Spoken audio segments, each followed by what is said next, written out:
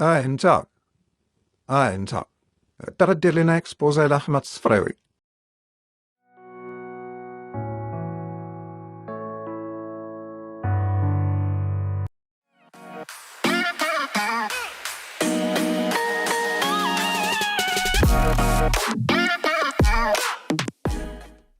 هاي، اولا شكرا لكم كاملين على 1000 مشترك.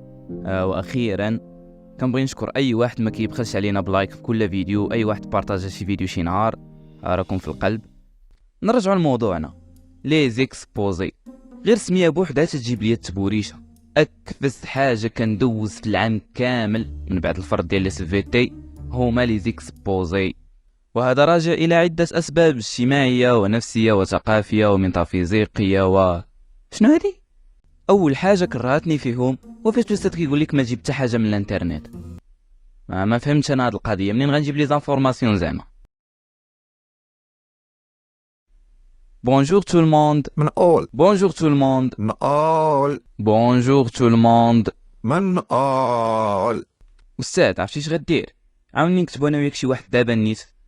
مرحبا. A few moments later. بسم الله. Bonjour tout le monde. Aujourd'hui on va présenter. راه قلت لك نقلو يقول لي منين. وثاني حاجه هادشي اللي درتي مزيان، غير واخا خاصك تحفظو.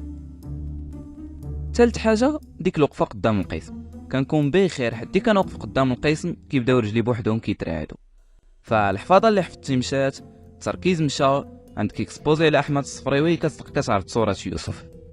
هادشي في الحاله الاولى.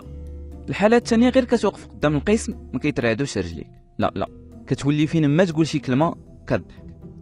انت راه كتكون معصب وما حاملش داك ليكسبوزي، غير تتنض السبوره تيتغير لك المزاج وكتولي غير كتكركر. وهذا راجع بالاساس الى طبيعه الحال دوك صحابك اللي كيتحولوا الكلونات فين ما طود انت للسبوره. اما الحاله الثالثه، احمد الصفراوي est le premier écrivain marocain de langue française. بس عرفتيها؟ Il est né à Fès en 1915. شكون قالها لك؟ Il est mort le 25 février 2004 à Rabat. مالك انتي معاه؟ ولا شي حاجه ولا شي.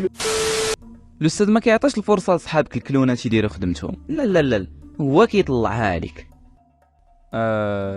سالينا. الا عجبك الفيديو ما تنساش واحد لايك وسبسكرايب الا كنتي باقي ما دايرهاش، وشي كومونتير زوين. باي.